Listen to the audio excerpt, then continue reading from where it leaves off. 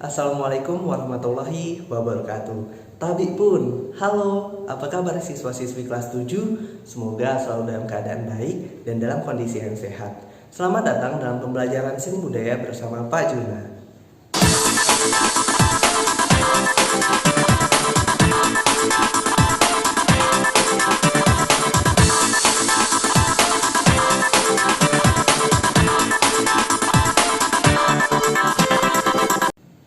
Seperti yang telah kita ketahui bahwa pembelajaran kita saat ini dilaksanakan secara daring.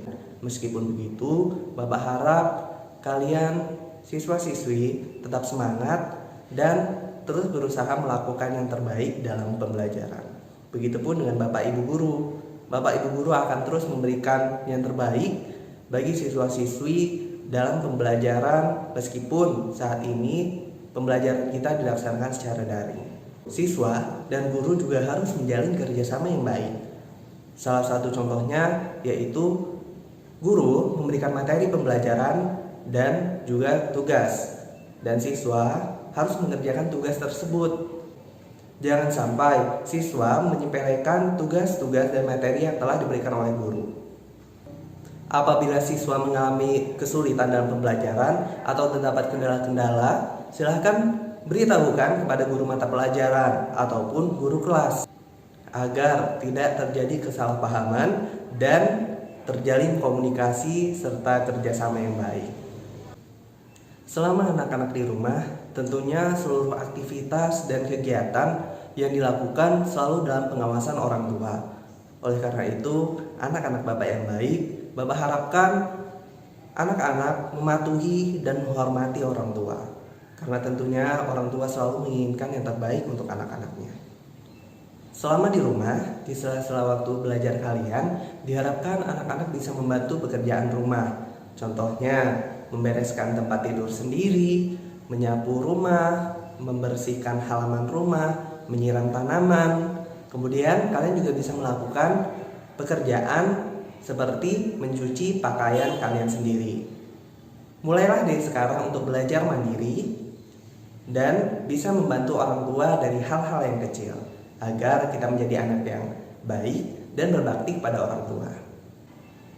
Dan yang paling penting adalah anak-anak harus bisa menggunakan fasilitas yang diberikan oleh orang tua dengan baik. Fasilitas apa saja? Contohnya handphone, laptop, dan tentunya kuota. Dalam pembelajaran daring, kita tentunya menggunakan akses internet. Diharapkan anak-anak menggunakan fasilitas-fasilitas tersebut dengan baik. Jangan sampai disalahgunakan. Misalkan akses internet digunakan untuk bermain game atau menonton video-video yang tidak penting. Silahkan gunakan fasilitas yang diberikan oleh orang tua dengan baik dalam hal pembelajaran. Karena apa? Ketika kalian menggunakan fasilitas tersebut, terutama akses internet dengan sembarangan, itu akan terjadi pemborosan. Ingat, pepatah mengatakan bahwa hemat pangkal kaya. Pada saat berkomunikasi dengan guru pun harus menggunakan cara dan tata krama yang baik. Karena saat ini komunikasi dengan guru dilaksanakan melalui aplikasi, misalkan aplikasi WA, kemudian Zoom, dan lain sebagainya. Oleh karena itu, siswa-siswi harus menggunakan bahasa yang baik dan sopan meskipun dalam jaringan. Contohnya pada saat chatan dengan guru, menanyakan tugas, mengumpulkan tugas, dan sebagainya. Itu harus menggunakan bahasa yang baik, sopan, agar tidak terjadi hal-hal yang tidak diinginkan selama proses pembelajaran. Dan guru serta siswa nyaman dalam pembelajaran yang dilakukan. Karena saat ini yang terpenting adalah bagaimana karakter dan sikap siswa-siswi yang menjadi lebih baik. Sebelum kita memulai pembelajaran kita hari ini, ada baiknya kita berdoa terlebih dahulu agar apa yang kita pelajari dapat bermanfaat bagi kita dan semoga pandemi COVID-19 saat ini bisa segera berakhir. Berdoa mulai.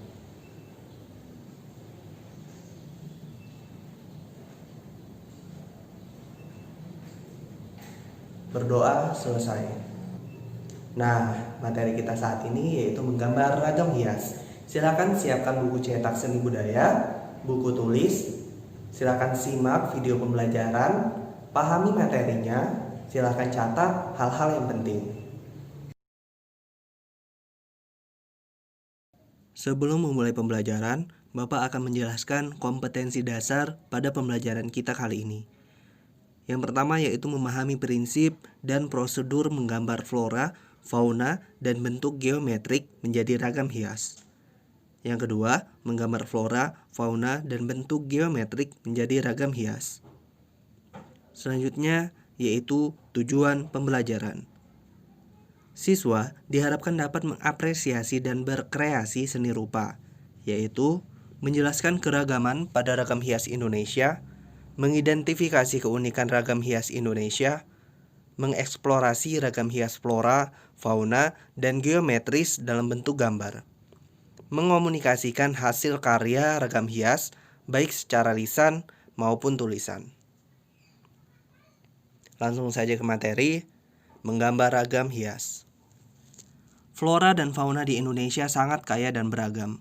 Setiap daerah menjadikannya ciri atau simbol suatu daerah. Ragam hias flora dan fauna dapat dijumpai pada bangunan atau arsitektur rumah-rumah adat daerah. Siswa-siswi tentunya pernah berkunjung dan melihat rumah adat yang dihiasi dengan ornamen-ornamen atau ragam hias yang tentunya berbeda pada setiap daerah. Ragam hias flora dan fauna dibuat menggunakan bahan dan teknik yang berbeda. Ragam hias ada yang dibuat di atas kayu, kain, kulit, serta tembaga. Berikut ini terdapat beberapa gambar ragam hias.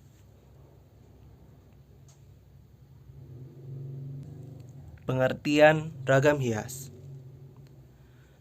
Ragam hias adalah bentuk dasar hiasan yang umumnya diulang-ulang, sehingga menjadi pola dalam suatu karya kerajinan atau kesenian.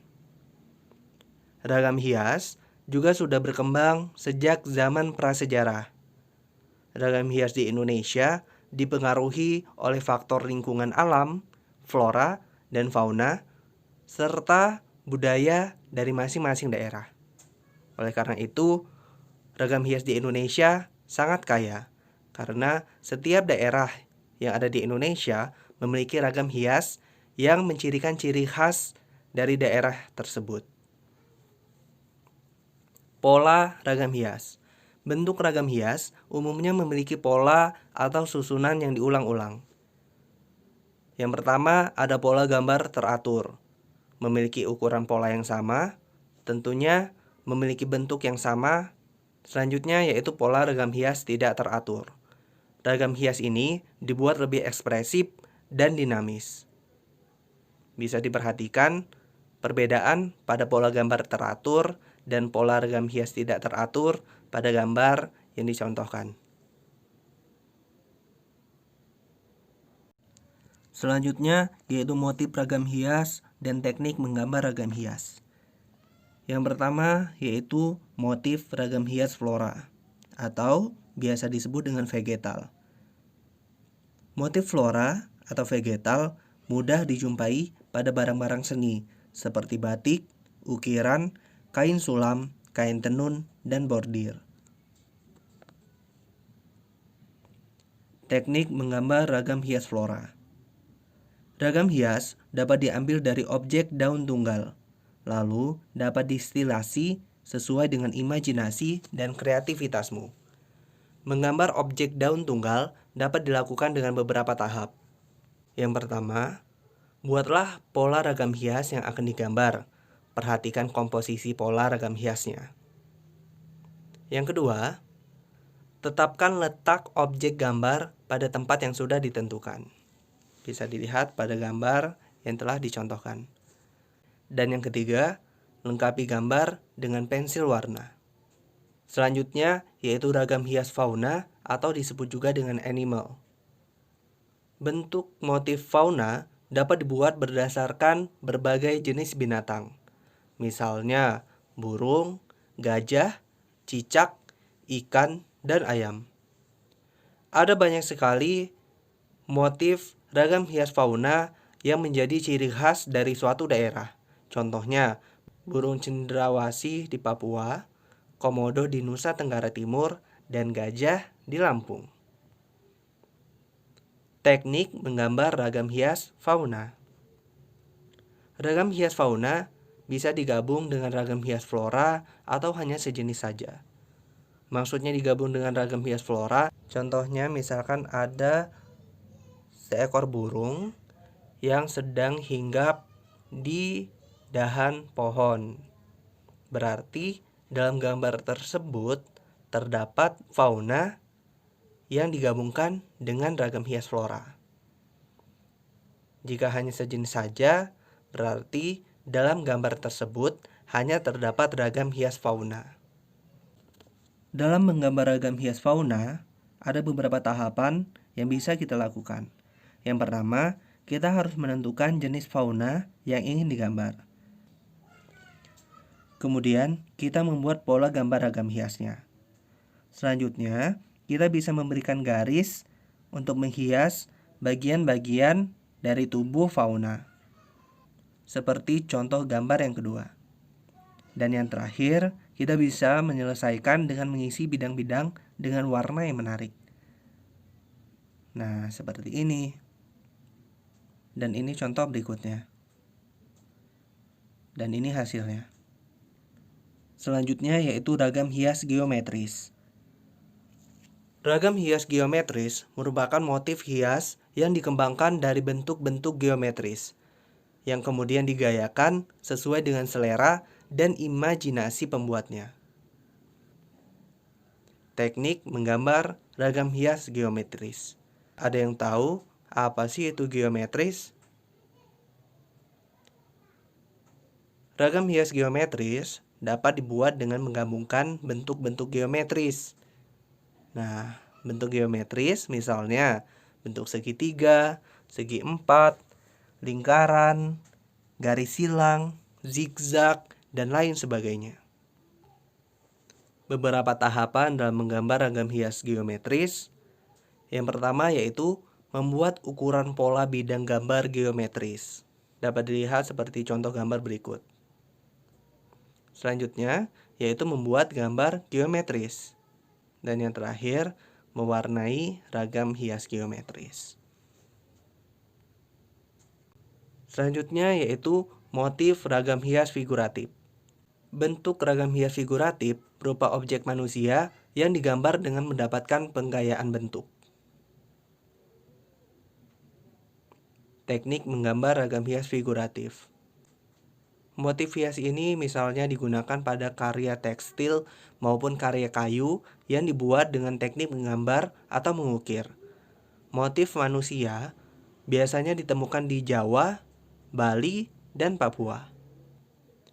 Berikut ini terdapat contoh motif ragam hias manusia atau disebut dengan figuratif. Contoh yang pertama itu merupakan ragam hias manusia dari daerah Papua. Dan yang kedua merupakan ragam hias manusia dari daerah Kalimantan. Selain pembelajaran melalui materi yang diberikan oleh guru, siswa juga dapat mengamati dan mempelajari ragam hias dari sumber lain, seperti buku, majalah, internet, menonton pertunjukan melalui VCD, dan sumber belajar lainnya, sehingga dapat memperluas wawasan dan pengetahuan siswa. Demikianlah pembelajaran kita kali ini. Semoga apa yang telah kita pelajari dapat bermanfaat. Mohon maaf apabila ada kesalahan dalam penyampaian materi dan sebagainya. Sampai jumpa di pertemuan berikutnya. Dan jangan lupa untuk selalu terapkan protokol kesehatan COVID-19. Jaga kesehatan dan jaga kebersihan. Wassalamualaikum warahmatullahi wabarakatuh.